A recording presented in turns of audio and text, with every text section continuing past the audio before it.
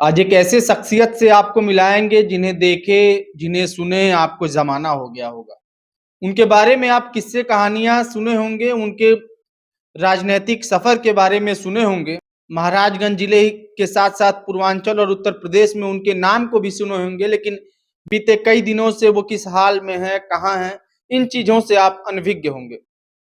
जी हाँ, हम बात कर रहे हैं पूर्व मंत्री श्याम नारायण त्रिपाठी की।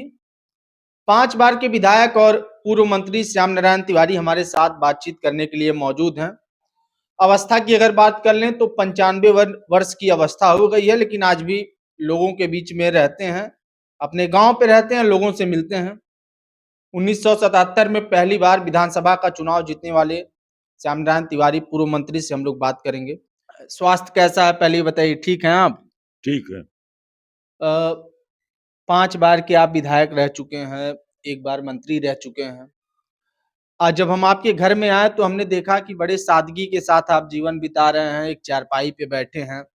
कोई ग्लैमर नहीं, कोई तामझाम नहीं, बड़े सादगी के साथ जीवन बिता रहे हैं। इस पर आप क्या कहेंगे? जी, आप सही कह रहे हैं। हम सादगी पसंद करते हैं और सादगी के साथ रहते हैं। 77 में पहली बार विधानसभा का आपने चुनाव जीता है, उसके बाद लगातार उसके बाद 5 बार आप विधायक बने हैं। उस दौर में कैसी राजनीति थी और आज की जो राजनीति है, कितना उसमें अंतर समझते हैं? आपका एक बड़ा लंबा राजनैतिक अनुभव रहा है, आपके परिवार का भी अनुभव रहा है। उस दौर की राजनीति में और आज की राजनीति में कितना अंतर आप देख रहे हैं? अंतर तो है, काफ़ी अंतर है। अब ह ल लोग बदल से लगते हैं, बदले हुए हैं और क्या बदलाव है, क्या अंतर है, बहुत अंतर है, आप भी महसूस कर रहे होंगे। नहीं, आपके अनुभव के नाते ही हम लोग पूछ रहे हैं, लोग बदले दिख रहे हैं। किस किस तरह से लोग मतलब कैसे लोगों में बदलाव दिख रहा है कि किस प्रकार से? नहीं, बदलाव तो होता रहता है। किसी तरह के लोग हों तो वो तो बदलते ही रहते हैं। काफ़ी दिन हो गया, वो काफ़ी समय आ गया, तो इस इतने अंतर में बदलाव बहुत हुआ है। कुछ ये मीडिया का भी है और लोगों के हाथ में जो मोबाइल वगैरह है, इससे लोगों की जानकारी भी बढ़ी है और प्रचार में भी फ़र्क पड़ गया है। अब प्रचार पहले जैसा नहीं होता है। प्रचार तो होता तो है, लेकिन उसमें फ़र्क पड़ा है। पढ़े लिखे लोग हुए हैं, जानकारी हुई है, तो भी राजनीति तो अपने जगह पर काम करती है।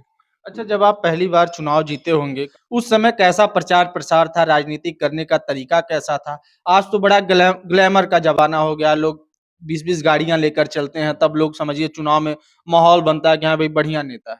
उस समय क्या माहौल था? कैसे आप लोग जनता के बीच में जाते थे? कैसे लोग आप लोगों से जुड़ते थे? ज़रा उसके बारे में बताएँ। जनता के लोगों का जैसा था, अलग-अलग व्यवहार होता है। मेरा तो वैसा व्यवहार था कि मैं जनता के बीच में बराबर रहा हूँ, आज भी हूँ और तब प्रचार चल कर के पैदल और वो सादगी के साथ होता है। जनता चारों तरफ से पहुँचती थी, जुटती थी। अब लोग चलना भी कम कर दिए हैं। जो ये आपके पास यंत्र आ गए हैं, इससे वो बात कर लेते हैं और जो जिससे काम लेना होता है वो भी बात कर लेता है जहाँ काम करना होता है। ये इससे बड़ा फ़र्क पड़ गया है अब। अब वो उस माहौल में, इस माहौल में, उसमें तो लोग चलते रहते थे। अब भी चलते हैं, लेकिन उसमें उसमें बहुत फ़र्क है। उस समय विधानसभा का क्या माहौल होता था? कैसे लोग सरकार का विरोध करते थे या विपक्ष में क्या स्थिति होती थी? सरकार का कामकाज कैसा होता था? साथ ही साथ नेताजी मुलायम सिंह यादव के साथ भी आप सदन में रहे होंगे। वो सब अनुभव कैसा रहा ज़रा उसके बारे में बताएँ? मुझे एक बात याद आ रही है कि जब पहली बार मैं एमएलए हुआ, असेंबली शुरू हो गई थी, जल्दी-जल्दी तैयार होकर अब जा रहे थे असेंबली में, तब तक एक नौजवान लड़का, नौजवान लड़का मुझे रोका। हम रुके जल्दी, हम जल्दी जाना है हमको असेंबली में, असेंबली शुरू हो गई है। उसने कहा कि मेरा काम है, मेरी कमीज पकड़ लिया, कुर्ता पकड़ लिया। तो उसने कहा कि मेरा काम नहीं होगा। हमने कहा होगा, बोलो। तो उसने कहा, हम चिढ़े हुए थे। उसने कहा कि हमको निकाल दिए हैं, अभी पहले हमारी नौकरी है और मेरी कोई गलती नहीं है। मैं आपसे ज्यादा ईमानदार हूँ और आप ही को के पास आया हूँ और आप कहते हैं कि हम नहीं काम करेंगे। हमने कहा ठीक है, चलो। गए। बस्ती के मिनिस्टर थे उस समय, बस्ती के एक मौलाना थे।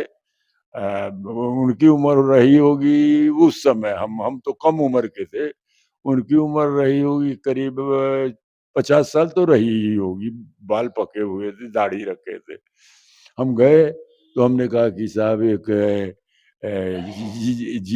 इंजीनियर का काम है जरा। तो उन्होंने मुझसे कहा कि अरे तुम भी इंजीनियर और अब इन लोगों का काम करना शुरू कर दिए। हमने कहा नहीं, आप सुन तो लें। वो बैठे थे अपने कमरे में, हुक्का पी रहे थे। उन्होंने कहा कि क्या है, बोलो। हमने कहा कि हम आप तुम्हारा काम नहीं करेंगे। उसने कहा कि मैं दुनिया में किसी से बात नहीं कर रहा हूँ, न करूंगा। आपका नाम सुन करके मैं आया हूँ और आपको मेरी बात करनी होगी, तो मैं आया हूँ, बोली। और आप भी हमसे ही कह रहे हैं जो वो कह रहा था। तो वो हंस करके बोले, अच्छा ठीक है। टेलीफोन उठाए और उन्होंने उससे बात नहीं किया, उस उसके संबंध में बात किया। थोड़ी देर के बाद कहा कि अच्छा आप जाइए, हम देख रहे हैं। एक हफ्ते के बाद वो बहाल हो गया और उसकी कोई गलती नहीं हुई, दूसरे लोगों के पास मुकदमा हुआ। ये माहौल था उस समय असेंबली का। मुलायम सिंह यादव हमें बहुत मानते थे, बहुत ही मानते थे। हम जो कहते थे वो सुनते थे, फालतू बात तो मैं करता ही नहीं था। यही कहा था, यही सब चीज था। तो आजकल असेंबली में बड़ा फर्क है, बहुत फर्क। आजकल के असेंबली को भी मैंने अटेंड किया है, देखा है, हम रहे भी हैं। अभी 80 साल के, 85 साल के बाद ही तो रुक गए, लड़ना छोड़ दिए। तो आज आजकल स्थिति वैसी नहीं है, हर चीज बदली हुई है, वैसे ही तेज रफ्तार से बदलती जा रही है। आजकल जो असेंबली में लोग पक्ष विपक्ष होता है, बड़ी जो क्रिया प्रतिक्रिया होती है, जुबानी जंग होती है, उसमें लोग व्यक्तिगत भी हो जा रहे हैं। एक दुश्मनी तक हो जा रही है, पोस्टर लग जा रहे हैं, क्या क्या लोग एक दूसरे को कह दे रहे हैं, चाहे अखिलेश यादव हो, चाहे योगी जी हुए मुख्यमंत्री हो, चाहे विपक्ष के नेता हो। उस समय कैसा ये चीजें थी? अगर सदन में कोई बहस हो गई तो क्या उसके बाहर भी लोग उसको लेके चलते थे कि उस वहीं भूल जाते थे सदन में ही? उसको भूल जाते थे, सदन में ऐसी बात नहीं होती थी। अब हर लोगों में कुछ न कुछ लगाव रहा है। ऐसे वैसे असेंबली हमारी है, असेंबली है, असेंबली के लोग हैं चुने हुए। अधिकतर पहचान पहचान लोगों की और रहती थी। उस समय हर चीज बदली हुई उस समय से। जब आपका दौर था तो कहा जाता था कि आपके संबंध नेताजी से बड़े अच्छे हैं, आपके घर में आज भी उनके फोटो लगे हैं। कुछ उनसे संबंधित कुछ किस्से कहानी या फिर आपके कैसे संबंध रहे हों उसके बारे में आप बताएं। हमारे संबंध उनसे, उनके पूरे जीवन में अच्छा था, बहुत अच्छा था, कभी भी खराब नहीं हुआ है। और हमको वो स्वयं मानते थे और हमारा उनका संबंध नजदीक से होता था, बराबर। कम से कम ये लड़का भी जो खड़ा है, ये भी मिला था, उनसे मिला हुआ है। तो मुलायम सिंह जैसा व्यवहार अब नहीं है। जो पेंशन का जो आपका पैसा मिलता है वो आज भी आप अपने इस्तेमाल नहीं करके गरीबों में बांट देते हैं, कितनी इसमें सत्यता है? हाँ, ये हम पूरी पेंशन बांट देते हैं। और लोग बैठते हैं, बांटने वाले भी हमारे ऑर्गेनाइज्ड हैं, वो बैठ करके बांट देते हैं। और पहले तो हम 300 रुपया प्रति व्यक्ति प्रति माह बांटते थे, अब 200 रुपया बांटते हैं। लोग बढ़ गए, बढ़ते जा रहे हैं, बढ़ते जा रहे हैं।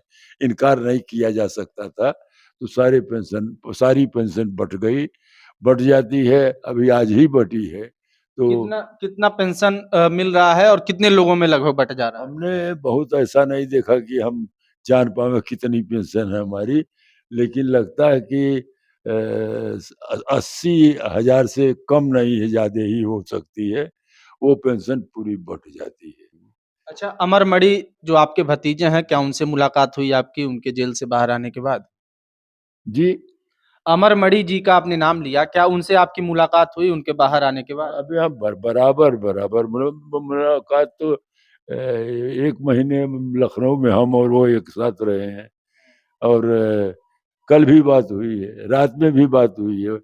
अमन गए हैं, हम जाने वाले थे साथ, लेकिन अब चले गए और हम जाने से इनकार कर दिए थे। हमारा संबंध बहुत अच्छा है, परिवार में हम कुछ करें कोई बोलने वाला नहीं है। उनका पैसा खर्च करते हैं, उनका अनाज खर्च करते हैं, उनकी बनवाई हुई बिल्डिंग है ये। वो स्कूलें चलते हैं, एक शाखा ये भी है, प्राइमरी शाखा है। कभी हम यहाँ कभी किसी से बात नहीं किए हैं, लेकिन रहते हैं तो देखते रहते हैं। उसमें भी जो भी काम होता है, हमसे तो उससे कोई ख़ास ताल्लुक नहीं है, लेकिन उनकी मदद करते रहते हैं हम, स्कूल वालों को। चलिए तो 95 वर्ष की उम्र में अभी क्या दिनचर्या है? अभी लोगों से मिलते हैं, जुलते हैं, कैसा लोग पब्लिक आती है गाँव में आपसे मिलने? पब्लिक आपका कहाँ मकान है? हैं? सोनभद्र। यहाँ से सोनभद्र कितनी दूरी पर है? 15 15-20 होगा। सोनभद्र इधर है, यहाँ है ना? हाँ, ये यहाँ से आए हुए हैं, वो भी सोनभद्र से आए हुए हैं मोस्ट प्रोबेबली। तो ऐसे रोज आते रहते हैं, हर जगह से आते हैं, हम बिल्कुल संपर्क में हैं लोगों के, पूरे फरेदा क्षेत्र में, महाराजगंज, पूरे जिले में हम यह काम करते रहते हैं। हमारी दिनचर्या यही है कि सुबह उठ जाते हैं, यहाँ 80-100 लोग चाय पीते हैं, पिलाते हैं रोज डेली। 8 बजे के बाद 9 बजे तक पी करके लोग चले जाते हैं। वो बर्तन रखे हुए हैं देखिए, और उनके साथ चाय पीते हैं। वही निकलने के बाद तुरंत उनके बस साथ चाय पीते हैं। अभी खाना खाए हैं, चावल, दाल, सब्जी, और कोई फिर शाम को बन जाएगा खाना, बना देंगे, 2 आदमी बना देंगे, 3 आदमी, 4 आदमी खाते रहते हैं, खाते रहते हैं। यानी हम उनका जो उनके हिस्से का और जिन पर उनका अधिकार है, उसको भी मैं खर्च कर देता हूँ, कोई मुझे बोलता नहीं। चलिए धन्यवाद। तो ये थे हमारे साथ पूर्व मंत्री श्याम नारायण तिवारी जी। चूँकि अवस्था ढल रही है, 95 वर्ष का उम्र हो गया है, उसके बाद भी इन्होंने हमसे बातचीत किया। अभी घुटने का ऑपरेशन करवा के मंत्री जी आए हैं। लेकिन लोगों की उत्सुकता है कि पूर्व मंत्री का इतना बड़ा नाम है, आज किस हाल में हैं, कैसे हैं? उसके लिए हमने इनसे बातचीत किया, इनकी दिनचर्या कैसी है, लोगों से मिलते-जुलते हैं, सभी मुद्दों पर बात किया।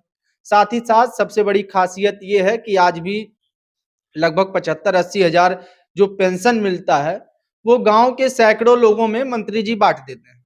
जो आज के नेता हैं, उनके लिए एक सबक होना चाहिए ये बात सुन के बड़े-बड़े नेताओं को सबक लेना चाहिए कि भाई नेता तो बहुत हैं, लेकिन अपनी झोली भरने के पीछे हर व्यक्ति परेशान है।